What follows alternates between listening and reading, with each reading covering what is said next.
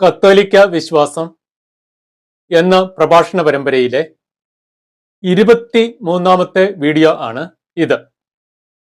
Israel ജനം മോശയുടെ നേതൃത്വത്തിൽ ഈജിപ്തിൽ നിന്ന് പുറപ്പെട്ട് കാനാൻ ദേശം ലക്ഷ്യമാക്കി യാത്ര ചെയ്യുന്ന അവസരം. മാർഗമധ്യേ അവര് സീനായ് മരുഭൂമിയിൽ എത്തി.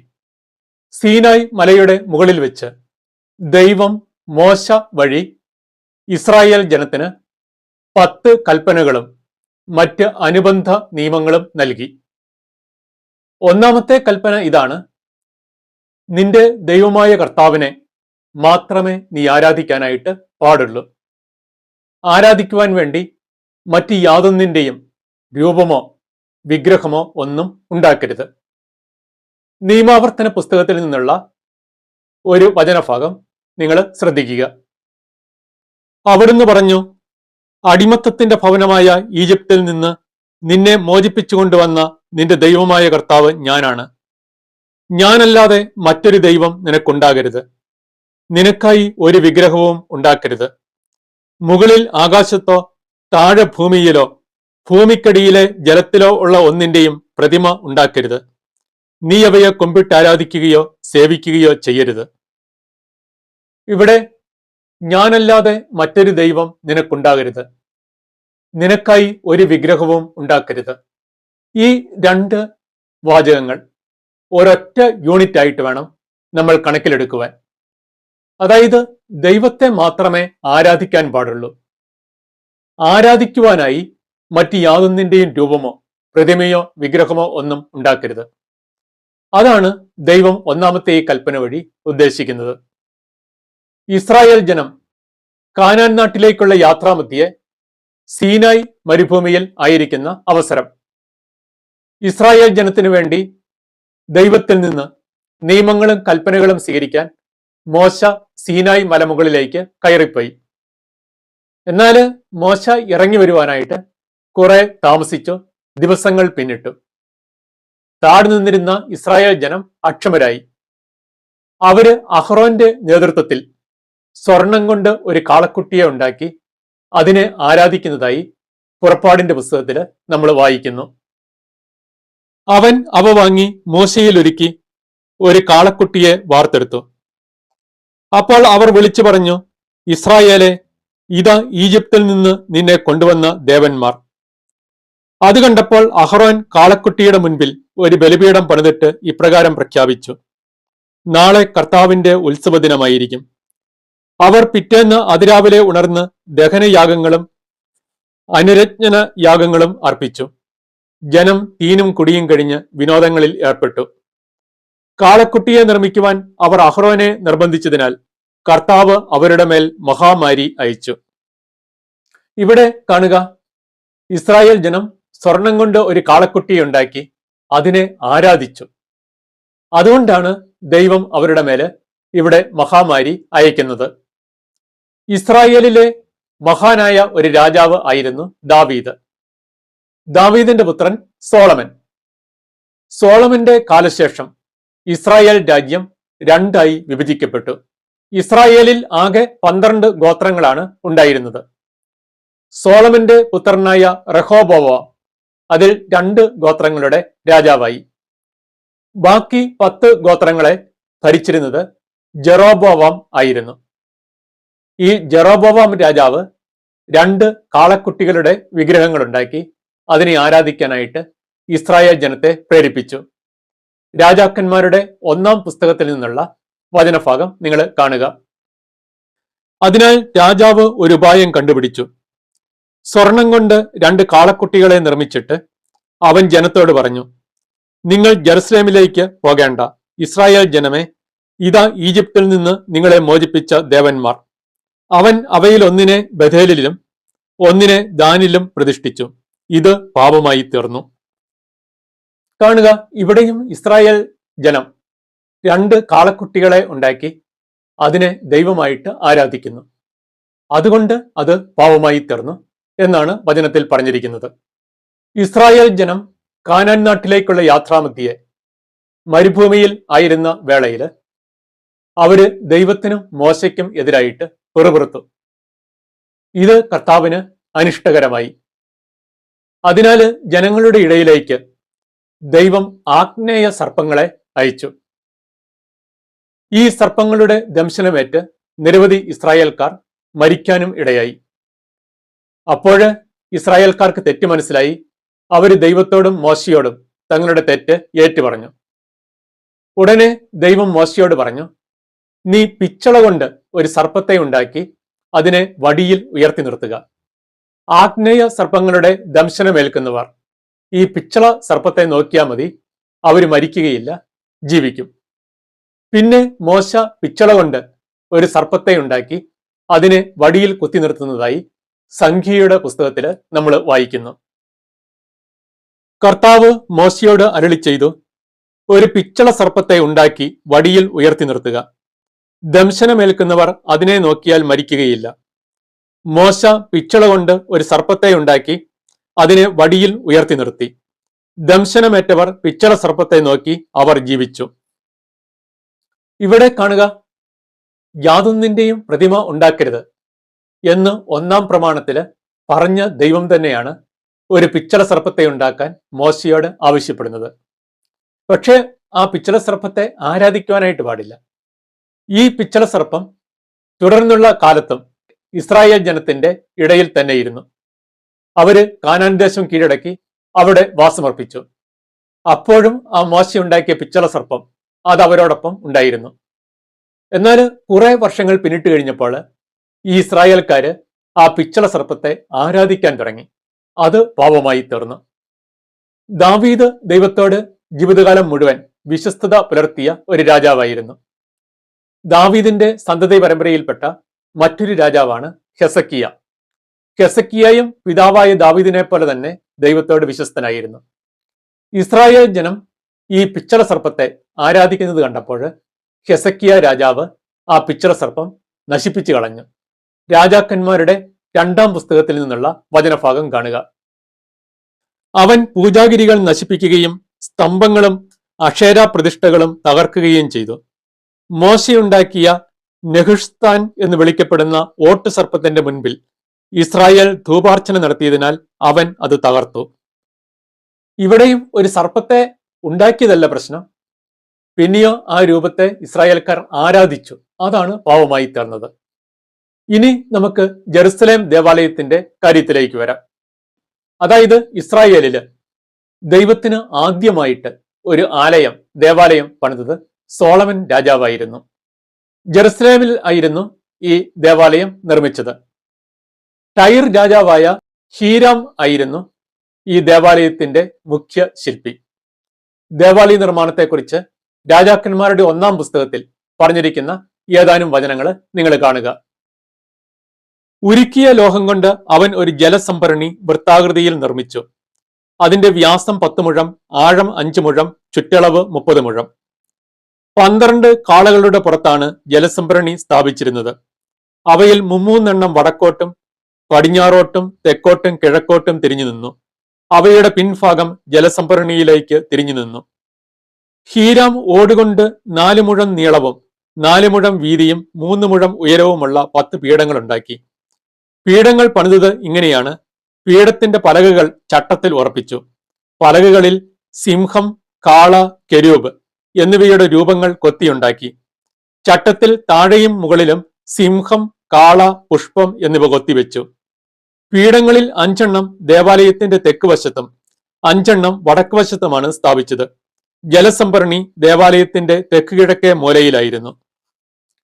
ഇവിടെ കാണുക, സോളമൻ ഈ ജെറുസലേം ദേവാലയം നിർമ്മിച്ചപ്പോൾ കാളകളുടെയും സിംഹങ്ങളുടെയും ഒക്കെ രൂപങ്ങൾ, പ്രതിമകൾ ഉണ്ടാക്കി.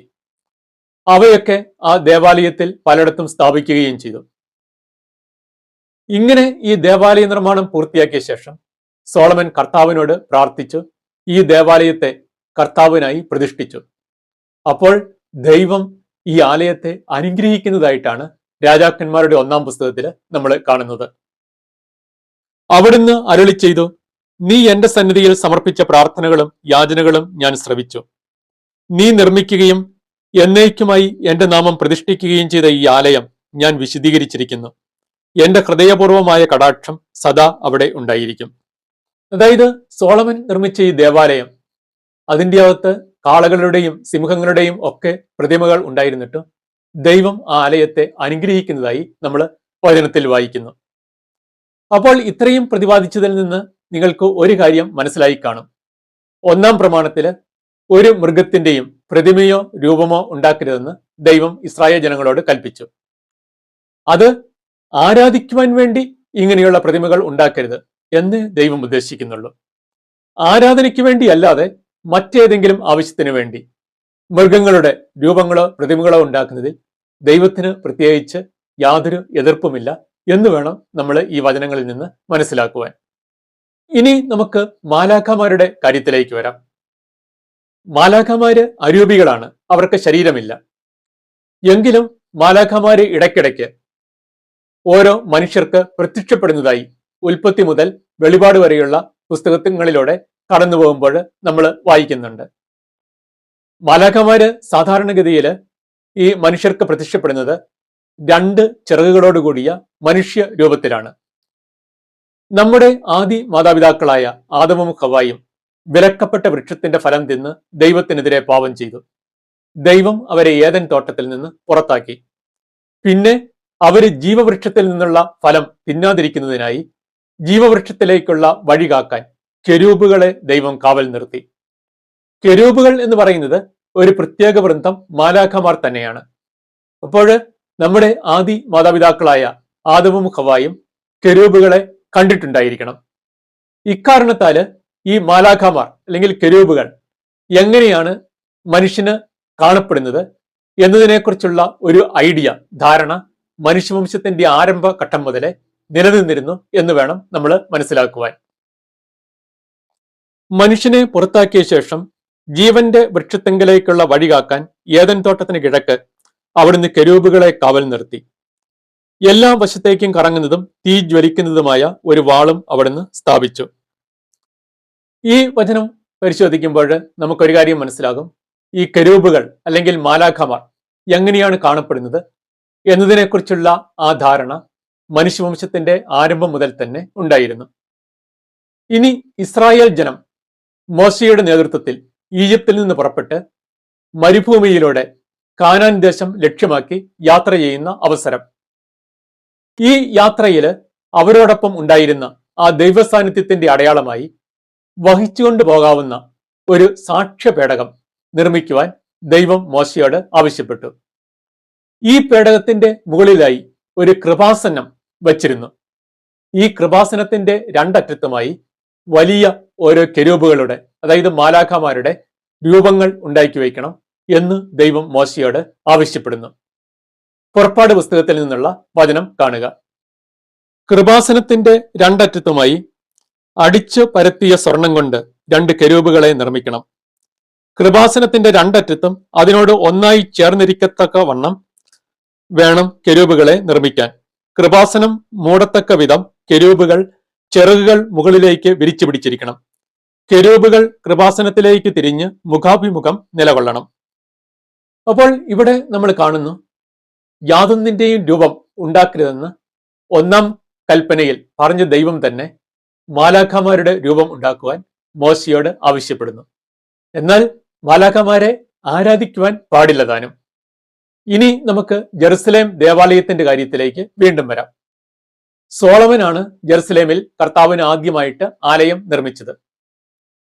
1 രാജാക്കന്മാരുടെ പുസ്തകത്തില് ഈ ദേവാലയ നിർമ്മാണത്തെക്കുറിച്ച് പറഞ്ഞിരിക്കുന്ന ഏതാനും ചില വചനങ്ങൾ കൂടി നിങ്ങൾ കാണുക. 10 മുഴം ഉയരമുള്ള 2 കെരൂബുകളെ ഒലിവുതടി കൊണ്ട് നിർമ്മിച്ച് അവൻ ശ്രീകോവിലിൽ സ്ഥാപിച്ചു. കെരൂബിന്റെ 2 ചിറകുകൾക്കും 5 മുഴം നീളമുണ്ടായിരുന്നു. ഒരു ചിറകിന്റെ അറ്റം മുതൽ മറ്റേ ചിറകിന്റെ അറ്റം വരെ ആകെ 10 മുഴം. ശ്രീകോവിലിന്റെ കതകുകൾ ഒലിവുതടി കൊണ്ട് നിർമ്മിച്ചു. മേൽപ്പടിയും കട്ടിളക്കാലുകളും ചേർന്ന് ഒരു പഞ്ചഭുജമായി. ഒലിവുതടിയിൽ തീർത്ത 2 കതകുകളിലും കെരൂബ്, ഈന്തപ്പന, വിടർന്ന പുഷ്പങ്ങൾ എന്നിവ കൊത്തി. എല്ലാം സ്വർണം കൊണ്ട് പൊതിഞ്ഞു. ദേവാലയത്തിന്റെ കവാടത്തിൽ ഒലിവുതടി കൊണ്ട് ചതുരത്തിൽ കട്ടിളയുണ്ടാക്കി. അതിന്റെ കതക് 2 സരളമരം കൊണ്ട് നിർമ്മിച്ചു. ഓരോന്നിനും ഈ 2 മടക്കപാളിയുണ്ടായിരുന്നു. അവൻ അവയിൽ കെരൂബുകളും ഈന്തപ്പനകളും വിടർന്ന പുഷ്പങ്ങളും കൊത്തിച്ചു. അവയും കൊത്തുപണികളും സ്വർണം കൊണ്ട് പൊതിഞ്ഞു. പീഠങ്ങൾ പണിതത് ഇങ്ങനെയാണ്: പീഠത്തിന്റെ പലകകൾ ചട്ടത്തിൽ ഉറപ്പിച്ചു. പലകകളിൽ സിംഹം, കാള, കെരൂബ് എന്നിവയുടെ രൂപങ്ങൾ കൊത്തിയുണ്ടാക്കി. നമ്മൾ ഇവിടെ കാണുന്നു, ഈ ജെറുസലേം ദേവാലയത്തില് സോളമന് കെരൂബുകളുടെ, അതായത് മാലാഖമാരുടെ നിരവധി രൂപങ്ങൾ, പ്രതിമകൾ ഒക്കെ ഉണ്ടാക്കി സ്ഥാപിച്ചു. ഇങ്ങനെ ഈ ദേവാലയ നിർമ്മാണം സോളമൻ പൂർത്തിയാക്കി. അതിനുശേഷം കർത്താവിനോട് പ്രാർത്ഥിച്ചു. ദേവാലയത്തെ കർത്താവിനായി പ്രതിഷ്ഠിക്കുകയും ചെയ്തു. അപ്പോൾ ദൈവം സോളമൻ ഉണ്ടാക്കിയ ഈ ആലയത്തെയും അനുഗ്രഹിക്കുന്നതായിട്ടാണ് രാജാക്കന്മാരുടെ 1-ാം പുസ്തകത്തിൽ നമ്മൾ വായിക്കുന്നത്. കുറച്ച് മുമ്പ് വായിച്ച ആ വചനം ഒന്നും കൂടെ ശ്രദ്ധിക്കുക.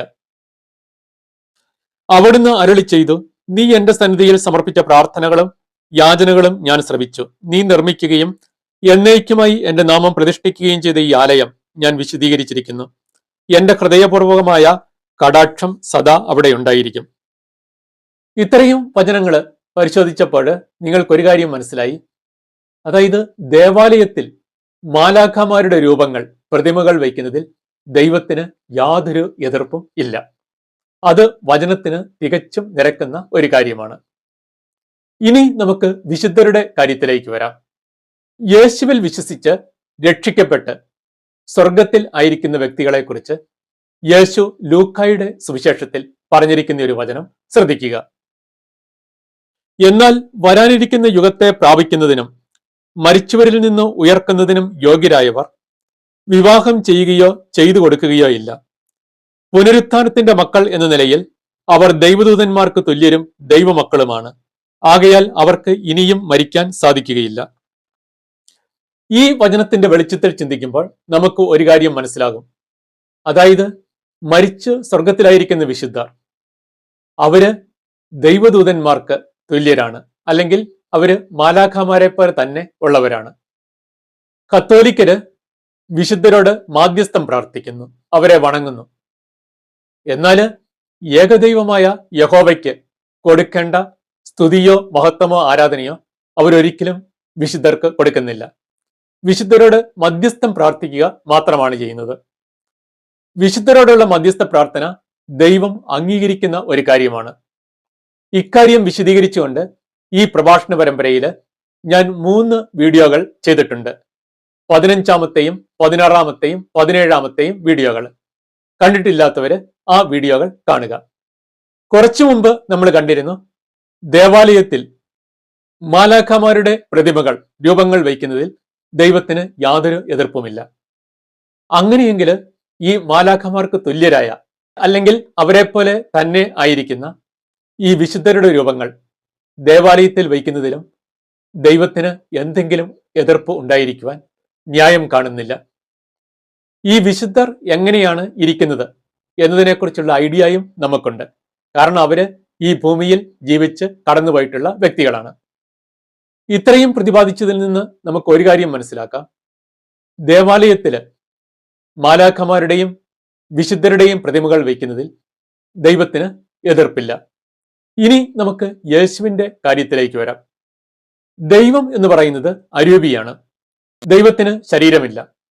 അതുകൊണ്ട് ദൈവം എങ്ങനെയാണ് കാണപ്പെടുന്നത് എന്നതിനെക്കുറിച്ച് ഒരു ഐഡിയ പഴയ നിയമ ജനതയ്ക്ക് ഉണ്ടായിരുന്നില്ല എന്ന് വേണം കരുതാൻ. എന്നാൽ യേശു അദൃശ്യനായ ദൈവത്തിന്റെ ദൃശ്യമായ അവതാരമാണ്. പുതിയ നിയമത്തിൽ നിന്നുള്ള ഏതാനും വചനങ്ങൾ ശ്രദ്ധിക്കുക. അവൻ അദൃശ്യനായ ദൈവത്തിന്റെ പ്രതിരൂപവും എല്ലാ സൃഷ്ടികൾക്കും മുമ്പുള്ള ആദ്യ ജാതനുമാണ്. ദൈവത്വത്തിന്റെ പൂർണ്ണത മുഴുവൻ അവനിൽ മൂർത്തീഭവിച്ചിരിക്കുന്നു. ഞാനും പിതാവും ഒന്നാണ്. എന്നെ കാണുന്നവൻ പിതാവിനെ കാണുന്നു. അതായത് അദൃശ്യനായ ദൈവത്തിന്റെ ദൃശ്യമായ പ്രതിരൂപമാണ് യേശു ക്രിസ്തു. യേശുവിനെ കാണുന്നവൻ പിതാവിനെ കാണുന്നു എന്നാണ് യേശു തന്നെ പറയുന്നത്.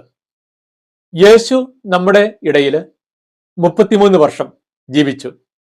അതുകൊണ്ട് യേശു എങ്ങനെയാണ് മനുഷ്യന് കാണപ്പെട്ടത് എന്നതിനെക്കുറിച്ചുള്ള അറിവ് ആദിമസഭയിൽ വളരെ വ്യക്തമായി ഉണ്ടായിരുന്നു.